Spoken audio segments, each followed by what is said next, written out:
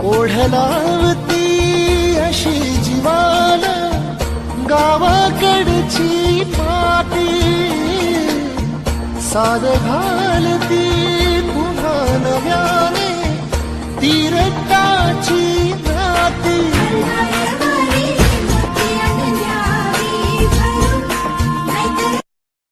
ओढलावती अशी जीवान गावाकडची माती,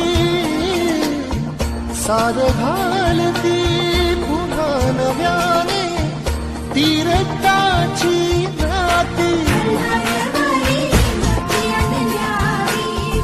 मायभूमी हि जन्मभूमी हि कर्मभूमी यौची, महावंदनीय ती प्राणप्रिय ही माय मराठी अमुची.